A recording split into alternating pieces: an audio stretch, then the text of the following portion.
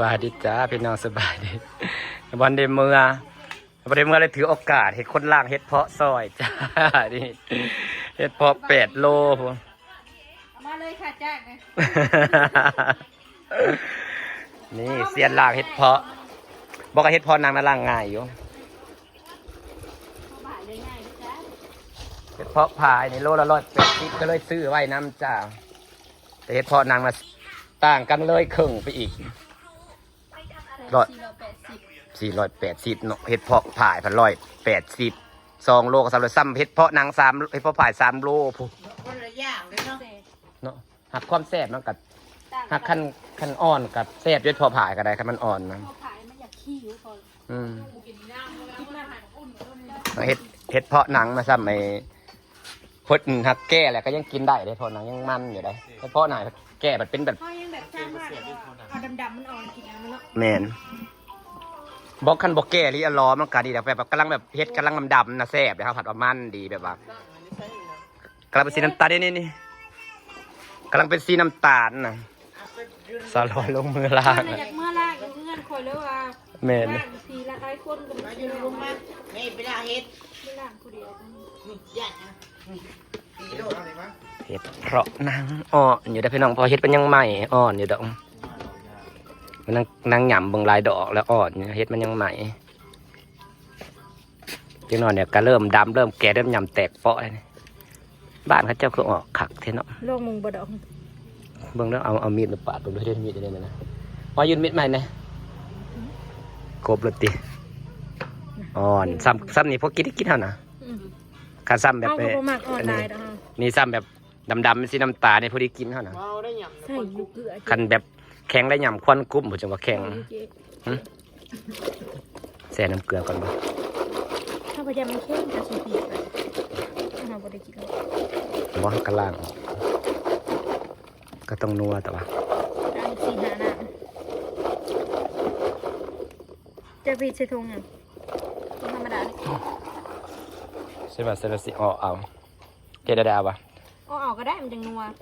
แม่นไปแล้วเขาก็ทั้งนัวทั้งน้ำไปแล้วเลยอันนี้มันอันนี้ซื้อบริวี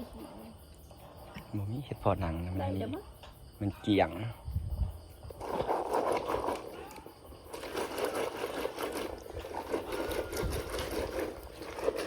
เสาลอยลงมือล่างเห็ดเพาะให้จ้า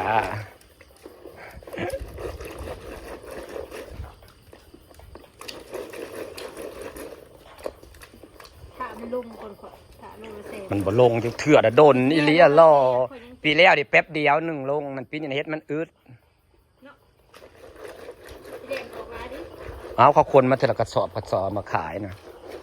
แป๊บเดียวในเฮ็ดลงนะปีแล้วเดี๋ยวนะอันนี้นั่นถ่ามาเป็นเดือนเลยเดือน2 เดือนยังบ่ลงอยู่พุ่นนั่นไอเฮ็ดกระป๋องนั่นฟองละเป็น100 ดอนผู้ใดผู้ใดจะได้กินง่ายๆได้ปองหนึ่งนะปองละ50 ดอนปองละ100 ดอนปองหนึ่งไม่ได้หลายไดผ่าเบิ่งนะอ่อนค่ะอ๋อเฮ็ดมันไม่ได้แก่ครับอันนี้คืออ่อนนะคะนี่ผ่าจะงามนะพอดีกินสันนี่นะแต่มันเป็นสีน้ำตาลมันสีมัน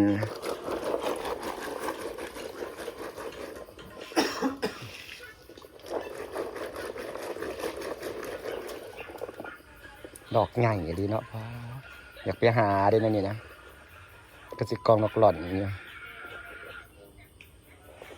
สองเขาจะไปหาตามภูตามผาแล้วเนาะอยู่ไทยนะ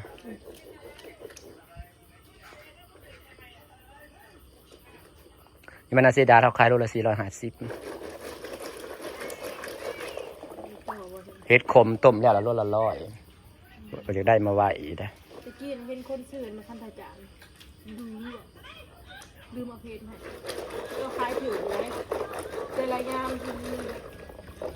เม่งกอกลองซื้อมาเท่าไหร่1,300มีแต่ไข่เนี่ยซื้อจะขีด2 ขีดเนาะในจรวดโลละ1,000จะถ้าอยากให้เจ้ากินที่ใจเลยซื้อ2 ขีดจริงๆก็จะแซ่บขนาดโลนึงบนหน่อยได้มันเบาเ ขนาดไอ้แมงคาแมงแข็งๆฉันยังหมักกิน เพาะจุกเกาะเนาะ เขาติดใจเลย ยันสิแมงกอก เงินหัวต้นไม้ร้านมา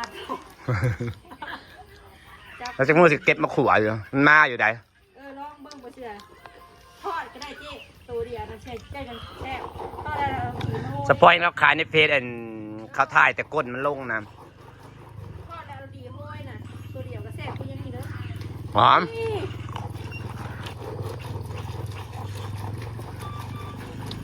มันลงไปเฮือนห่านแสงหอมลูกมึงหายแล้วเมื่อแม่มาเสยก็กันหัวประสันงามมากก็หูควันอยู่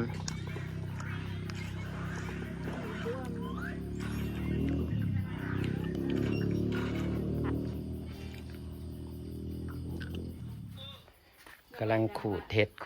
ดเพาะหนังแล้วละจ้าสาวลอยหลังซอยพี่น้องกะละมังหนึ่งพอดีใครอยู่เห็ดมันงามอยู่ รู้บัดนั้นคือ เห็ดมันอ่อนเนี่ยซาเบิ่งแต่ละดอกมันมีดอกแก่แต่ดอกมันอ่อนเห็ดนะพอกินอยู่มันยังใหม่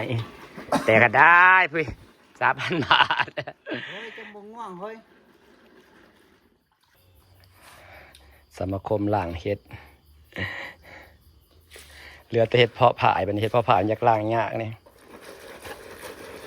ถูกจัง 3 โลบ่คือหลายใช่ปะ ข้างล่างข้างนี้เลย 5 โลขึ้นหน่อยบ่มันยังอ่อนอยู่ว่าซื้อปนกันมันถึกเคยเนาะซื้อไปกินน้ำเพราะนางก็ได้โลละ500ผู้โพดโพแพง มา มา ใส่ เด้ใส่ตัวล่างแล้วนะบ่อันล่างแล้วมาใส่ทางละมังแล้วมันก็เป็นเอาไปตั้งอยู่ตัวให้เสียงมันขูดใส่กันเลย มันก็ทางนี้ ป้า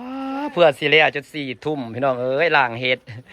ขนาดหลายคนล่างได้นี่นะผู้ให้มาได้เมื่ออำมาลาคากะเมื่อบ่วงคากะเมื่อ บ๊ายบายก็เจอกันจ้าล่างเฮ็ดโพดโพก็สิล่างแล้วล่างยากเนาะ เมนเป็นพวกขายนี่ขายกำลัง มีปนกันจะสวยๆเลยจ้าสะอ่อนเลยเนาะโอ้พี่น้อง